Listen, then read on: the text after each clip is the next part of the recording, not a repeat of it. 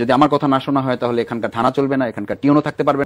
যে 15 বছর আমরা নির্যাতিত ছিলাম, নিপীড়িত ছিলাম, আমাদের ছেলেরা ব্যবসা করতে পারে নাই। আপনি খেয়াল করবেন আমাদের দেশে প্রচলিত আছে সরকারে থাকলে 70 ভাগ, বিরোধী দলে বা পাশাপাশি থাকলে 30 ভাগ।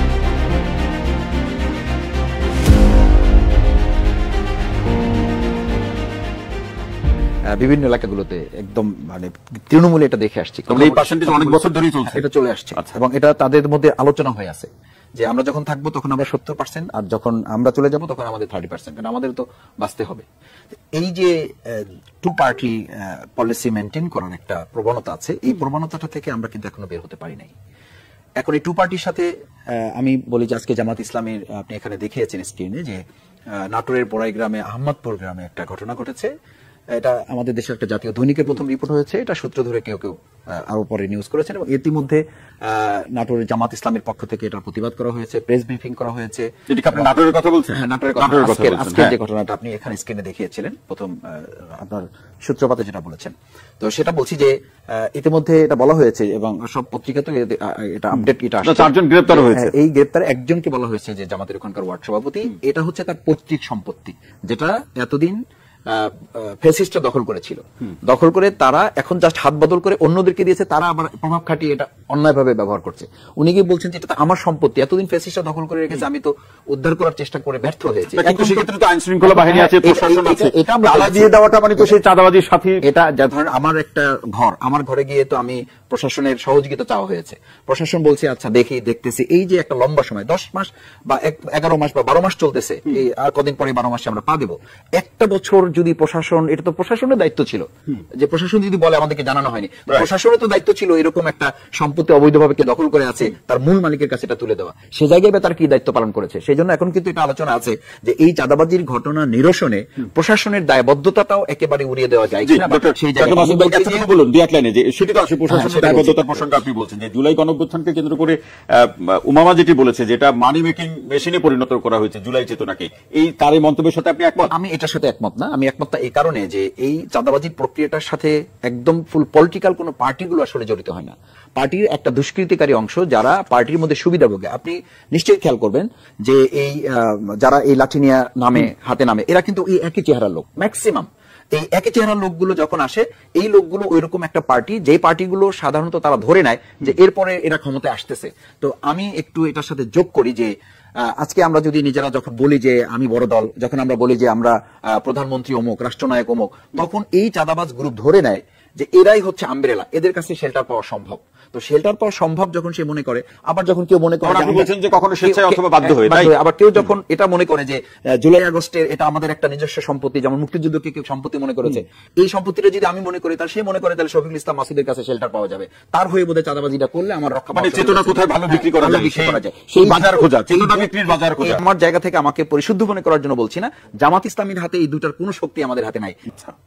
আমরা রাষ্ট্র সংস্কারের কথা যারা খুব লম্বা গলায় বলি, আমি সহিত যারা বলি, আমরা কি আসলে আমাদের দলের সংস্কারের দিকে কোনো নজর দিতে পেরেছি? আমাদের দলের কর্মীদের মধ্যে চারিত্রিক বৈশিষ্ট্যের কোনো পরিবর্তন আনতে পেরেছি? আমি যদি পরিবর্তনের কথা বলি তাহলে তো উল্টা বলতে হবে আমাকে। আমি তো এই কথা বলতে শুনেছি, ভিডিও এখন এগুলো পাওয়া যায় সব, যে 15 বছর আমরা নির্যাতিত ছিলাম, নিপীড়িত ছিলাম, আমাদের ছেলেরা ব্যবসা করতে পারে নাই, আমাদের ছেলেরা জেলখানায় ছিল, পরিবার থেকে বিচ্ছিন্ন ছিল, সুতরাং তাদের তো চলতে হবে, তাদের তো একটা অধিকার আছে। 15 বছর বিপরীতে এখন আমাদের তো একটা ব্যবস্থা নিতে হবে। এই কথা তো আমরা বলতে শুনেছি, রাজনৈতিক দলগুলো থেকে আমরা কথা বলতে শুনেছি।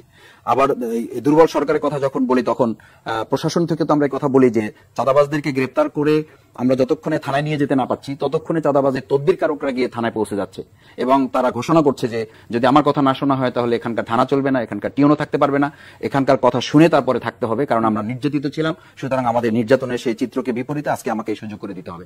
এই জায়গাগুলোতে কিন্তু আমার দায়টাকেও আমরা অস্বীকার করছি। আমি একটু আগে আমাদের ইসলাম ইউনিভার্সিটির যিনি বলেছেন যে রাজনৈতিক দলগুলো উদ্যোগ নিয়েছে, নিশ্চয়ই উদ্যোগ নিয়েছে, কিন্তু এই ভাষণগুলো কি আমরা আসলে পারছি? সাথে একটা কথা বলি, সরকার এবং প্রশাসন কিন্তু দুটো ভাগ আছে। সরকারের যে প্রশাসন, সেই প্রশাসন আমরা বারবার একটা কথা বলি, বিচার এবং সংস্কারের প্রশ্ন।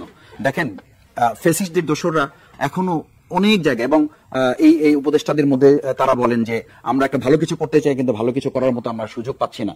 আফসোস করে তারা বলেন আমরা দুর্নীতি দূর করতে চাই কিন্তু দুর্নীতি মুক্ত লোক তো আমরা খুঁজে পাচ্ছি না। তাহলে খুঁজে পাওয়া যেমন যাচ্ছে না, আবার ওনাদের সদিচ্ছারও অভাব তো আমরা লক্ষ্য করছি যে যারা ভালো কিছু করতে চান তাদেরকে তো ওনারা সেই জায়গায় রিপ্লেসমেন্ট দেওয়ার মতো সাহস এবং হিম্মত নিয়ে ওরা কাজও করতে পারছেন না। আবার এটাও একটু বলুন যে ডক্টর মাসুদ ভাই, যে রাজনৈতিক দলগুলোর প্রতি কারো প্রতি বেশি আস্থা, কাছে দূরে ভয় আছে কিনা? বলছি যে ভয় তো আছে। ওই যে বললাম না যে আপনি যখন বলেন যে আমার কর্মী যদি আপনি ছেড়ে না দেন তাহলে আমার থানা ঘেরাও করা হবে, এবং পাটগ্রামে আপনি দেখেছেন যে গ্রেপ্তার করার পর থানা ভাঙচুর করা হয়েছে, সেখানে পুলিশ আহত করা হয়েছে, সেখানে অস্ত্র ছিনতাই করা হয়েছে, পুলিশ ব্যবস্থা নিতে গিয়ে নিজে অবস্থার মধ্যে পড়ে গেছে। এই সিনারিগুলো যখন হয়, আমি দায়িত্ব নিয়ে বলছি, তখন প্রশাসন অপেক্ষমান আছে। এবং আমার সাথে ডানে বসে একজন রাজনীতিবিদ একটি বড় দলের, তিনি বলছেন যে আসলে কোন একটা রাজনৈতিক সরকার গঠিত হওয়ার আগ পর্যন্ত যতক্ষণ পর্যন্ত প্রশাসন বুঝতে না পারছে যে আমাকে শেল্টার দেওয়ার মতো কেউ আছে, ততক্ষণ পর্যন্ত এই প্রশাসন আসলে কোনো বড় ভূমিকা নিতে পারবে না।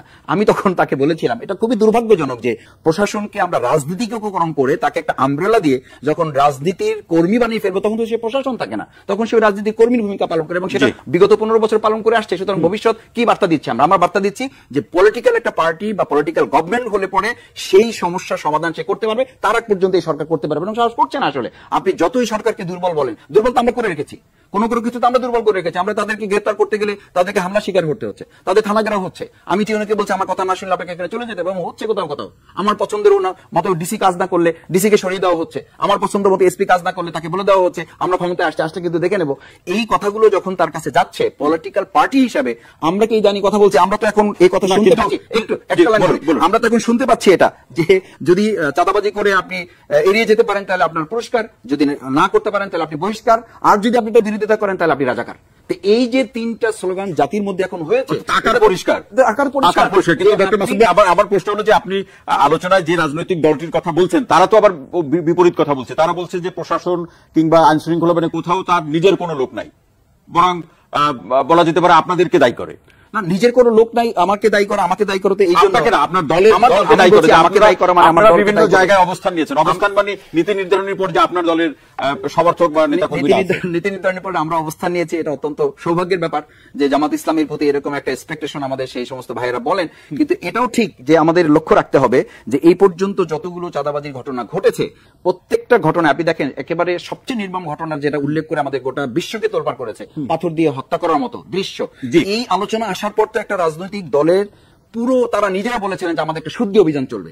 আমি তো সেই শুদ্ধি অভিযানের, আমরা দেশবাসী বা আমরা একটা রাজনৈতিক দলের কর্মী হিসেবে আমরা কি সেই শুদ্ধি অভিযানের কোন রেজাল্ট কি আমরা আমাদের চোখে দৃশ্যমান হয়েছে? দৃশ্যমান হয় না। যদি না হয় তাহলে সেই শুদ্ধি অভিযান কোথায় এবং সেটা কতদিন ব্যাপী ঘোষণা করা হয়েছে, কি কি পদক্ষেপ নেওয়া হয়েছে? এটা কি তারা দলীয়ভাবে তাদের প্রেস ব্রিফিং করে জাতির সামনে কি কোনো পরিষ্কার ঘোষণা দিতে পেরেছে? যদি না পারে তাহলে আমাকে যতই বলা হোক আমি সরকার আমাদেরকে এটা করছে, অন্য একটা দল আছে অন্য দলকে সমর্থন করছে, এগুলো কথা না। কথা হচ্ছে যে চাঁদাবাজির ব্যাপারে আমি পরিষ্কার বলেছি জামাত ইসলামী তার জায়গা থেকে যে দায়িত্ব নিয়ে কথা বলছে। আমিরে জামাত 19 জুলাই সর্বশেষ অসুস্থ হয়ে পড়ে যাওয়ার পরও তিনি কমন 3টা কথার মধ্যে একটা কথা বলেছেন, আমরা চাঁদা দিব না, আমরা চাঁদা নিতেও দেব না কাউকে। এই নিতেও দেব না কাউকে এই কথাটার মধ্যে কিন্তু একটা মেসেজ আছে। আমরা শুধু এটার বিরুদ্ধে যুদ্ধ ঘোষণা করবো না, আমরা প্রশাসনকে অ্যাক্টিভ করব, আমরা জনমত তৈরি করব, এবং এই কাজ যারা করবে তাদের ব্যাপারে আমরা নিজেরও ভূমিকা পালন করব দেশপ্রেমের দায়িত্ববোধ নিয়ে, এবং আমরা তাদের পাশে দাঁড়াতে গিয়ে কিন্তু আমাদের কোথাও কোথাও আজকে যেটা আপনি নাটোরের কথা বলেছেন সেখানে কিন্তু এটা পরিষ্কার করে দেওয়া হয়েছে যে আমাদের পৈতৃক সম্পত্তি কেউ দখল করে আছে, সেটাকে বলা হয়েছে হয় আপনি ছেড়ে দেন, না হলে 5,000 টাকা করে আপনাকে ভাড়া দিতে হবে। এই ভাড়াটাকে যদি আপনি আবার, আমি বলছি এটা কিছু গণমাধ্যম এখনো দোষরদের এই কিছু অংশ থেকে তারা এই আমাদেরকে মানে সবগুলোকে প্রশ্নবিদ্ধ করে এটা বিরাজনীতিকরণের, এবং প্রত্যেক রাজনীতি দলই এদেশের জন্য ভয়াবহ। সুতরাং তৃতীয় কোনো একটা সুশীল গ্রুপ, কোন একটা পক্ষকে আপনাকে বাংলাদেশের মানুষের কাছে অ্যাপ্রোচ করতে হবে। বিভিন্ন সময় বিরাজনীতির অভিযোগ করতে, এখন দেখছি আপনারাও করছেন বিরাজনীতিকরণ। তাহলে একটা জাতীয় দৈনিক কি করে কোন দায়িত্বের জায়গা, জবাবদিহিতা এবং স্পষ্ট একটা নির্দেশনা বা কোন একটা তথ্য তার কাছে না থাকলে সে কি করে নিউজটা করে দেয়? এবং একটা মানে একটা ইলেকট্রনিক মিডিয়াম আমরা দেখছি তারা করেছে, যদি কেউ কেউ ব্যাপারে পরবর্তীতে দুঃখ প্রকাশ করেছে, কিন্তু যখন মিডিয়াটা চলে যায়, আমি বলছি যে আমার ব্যাপারে এরকম একটা নিউজ হোক, আপত্তি নাই, কিন্তু আমরা দলীয় ভাবে আমরা না নিজেদের মধ্যে সংস্কার করতে পেরেছি, না আমার জনশক্তি বা আমার ওয়ার্কার যারা তাদেরকে মোটিভেট করতে পেরেছি। আপনি দেখেন যে আগে যারা ছাত্রলীগ ছিল, যুবলীগ ছিল, তারাই কিন্তু জাস্ট এখন চেহারা চেঞ্জ করে একটা দলের আমব্রেলায় পরিণত হয়ে গেছে সেই লোকরাই। তো তাদের ক্যারেক্টার তো চেঞ্জ করা যায় না। সেই ক্যারেক্টার চেঞ্জ না করে তাদেরকে যখন আমি পুনর্বাসন করছি, বা পুনর্বাসনের সুযোগ যখন আমরা দিচ্ছি, স্বাভাবিকভাবে এটা বন্ধ হবে না। সেই জায়গাটা আমাদের নিশ্চিত করতে হবে যে আমাদের ফ্যাসিস্টদের কোনো লোক এখন পরিচয় গোপন করে হোক অথবা কোনো সুযোগ সুবিধা দেওয়া হোক আমাদের মধ্যে যেন না আসতে পারে। তৃতীয় হচ্ছে, লাস্ট যেটা আমি বলবো সেটা হচ্ছে যে আমাদের সকল রাজনৈতিক দলগুলোকে এক হয়ে এই ব্যাপারে স্পষ্ট কথা বলতে হবে।